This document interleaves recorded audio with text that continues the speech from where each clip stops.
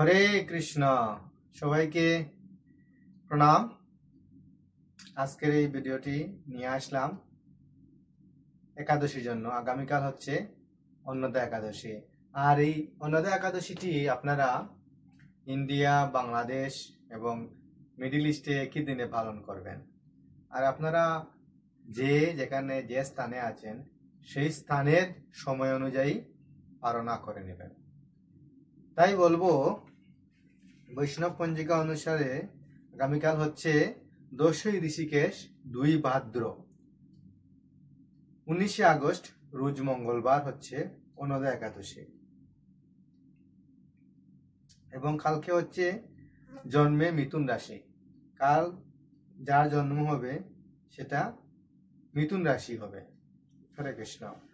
তো এখন আমি আপনাদের সঙ্গে এই অন্নদা একাদশীর ব্রত মাহাত্ম্যটি পাঠ করব, যেখানে সবিস্তারে এই একাদশীর বিষয়ে লেখা হয়েছে। এবং এই একাদশীর লাস্টে বর্ণনা আছে যে একাদশী ব্রত শ্রবণ বা পাঠ কীর্তনেও বাজপেয়ী যজ্ঞের ফল পাওয়া যায়, গোদানের ফল পাওয়া যায়। তাই আপনারা ভিডিওটা স্কিপ না করে ভিডিওটি শুনুন মন দিয়ে। হরে কৃষ্ণ। অন্নদা একাদশী এই ভাদ্রবতী কৃষ্ণপক্ষী অন্নদা একাদশীর মাহাত্ম্য ব্রহ্মবৈবর্ত পুরাণে বর্ণনা করা হয়েছে। এই যে একাদশীর মাহাত্ম্যটি, সেটা ব্রহ্মবৈবর্ত নামে একটা পুরাণ আছে, সেখানে বর্ণনা করা হয়েছে। সেটা কিরকম, কে কাকে জিজ্ঞাসা করছে? মহারাজ যুধিষ্ঠির বললেন, হে কৃষ্ণ, ভাদ্র মাসের কৃষ্ণপক্ষের একাদশীর নাম কি তা শুনতে আমি অত্যন্ত আগ্রহী। শ্রীকৃষ্ণ বললেন, হে রাজন, আমি সবিস্তারে এই একাদশীর কথা বর্ণনা করছি, আপনি একাগ্র চিত্তে শ্রবণ করুন। বুঝতে পারলেন?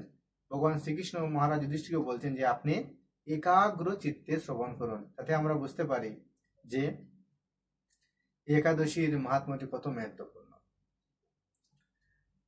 ভাদ্রের কৃষ্ণপক্ষিয়া একাদশীকে বলা হয় অন্নদা। এই তিথি সর্ব পাপ বিনাশিনী। যিনি শ্রীহরির অর্চনে এই ব্রত পালন করেন তিনি সর্বপাপ মুক্ত হন। হরে কৃষ্ণ। হরি বল। একাদশী পালন করলে আমরা সর্বপাপ বিনাশ হতে পারবো এবং শ্রীহরির অর্চনে সর্বপাপ মুক্ত হন। আমরা তো পাপ মুক্ত হওয়ার জন্য অনেক কিছু করি, কিন্তু একাদশী শ্রবণ এবং একাদশী পালন করার মাধ্যমে আমরা সমস্ত পাপ মুক্ত হতে পারবো, যেটা ভগবান শ্রীকৃষ্ণ এখানে বলছেন। এমনকি এই ব্রতের নাম শ্রবণেই রাশি রাশি পাপ বিদূরিত হয়ে যায়। হরি বল। এই ব্রত প্রসঙ্গে একটি পৌরাণিক ইতিহাস রয়েছে। প্রাচীনকালে হরিশ্চন্দ্র নামে এক নিষ্ঠাপরায়ণ সত্যবাদী চক্রবর্তী রাজা ছিলেন। পূর্বকর্ম ফল ও প্রতিজ্ঞার সত্যতা রক্ষায় তিনি রাজভ্রষ্ট হন। অবস্থা এমন হলো যে তিনি নিজের স্ত্রী, পুত্র এবং অবশেষে নিজেকে পর্যন্ত বিক্রি করতে বাধ্য হলেন। হে রাজেন্দ্র, এই পুণ্যবান রাজা চাণ্ডালে দাসত্ব স্বীকার করে ও সত্য রক্ষার্থে দৃঢ় নিষ্ঠা প্রদর্শন করেছিলেন। তিনি শ্মশানে মৃত ব্যক্তির বস্ত্র কর রূপে গ্রহণ করতেন। এইভাবে তার বহু বছর কেটে গেলে দুঃখ সাগরে নিমজ্জিত হয়ে কি করি, কোথায় যাই, কিভাবে এ দুর্দশা থেকে উদ্ধার পাই, এই চিন্তায় তিনি দিনরাত্রি বিভোর হলেন। এক সময় দৈবক্রমে পরদুঃখ দুঃখী গৌতম ঋষি রাজার কাছে এলেন। রাজা মুনিকে দর্শন করে ভক্তি ভরে প্রণাম করলেন। করে জুড়িয়ে তার সামনে দাঁড়িয়ে একে একে নিজের সমস্ত কথা জানালেন। রাজার দুঃখের কথা শুনে মুনির বিস্ময়াপন্ন হলেন। অত্যন্ত ব্যথিত হয়ে তিনি বললেন, হে রাজন, ভাদ্র মাসের কৃষ্ণপক্ষের একাদশী অন্নদা নামে জগতে প্রসিদ্ধ। আপনি এই ব্রত পালন করুন। এই ব্রত প্রভাবে আপনার সমস্ত পাপের বিনাশ হবে। হরে কৃষ্ণ। আবারও বলছেন যে এই ব্রত প্রভাবে আপনার সমস্ত পাপের বিনাশ হবে। তাতে বোঝা যাচ্ছে এই ব্রত আমাদের জন্য কত মহত্বপূর্ণ। ওই দিন উপবাস থেকে রাত্রি জাগরণ করবেন। এইভাবে ব্রত উদযাপনে আপনার সমস্ত পাপ ক্ষয় হবে। হে রাজন, আপনার পুণ্য প্রভাবে আমি এখানে এসেছি জানবেন। এই কথা বলে গৌতম মুনি অন্তরিত হলেন। ঋষির উপদেশে মতো তিনি শ্রদ্ধা সহকারে সেই ব্রত পালন করলেন। তার ফলে তার সমস্ত পাপ দূর হলো। হে মহারাজ, এই ব্রতের প্রভাব শ্রবণ করুন। যথাবিধি এই ব্রত পালনে বহু বছরে দুঃখ রোগের অবসান হয়। ব্রতের প্রভাবে রাজা হরিশ্চন্দ্রের সকল দুঃখ সমাপ্ত হলো।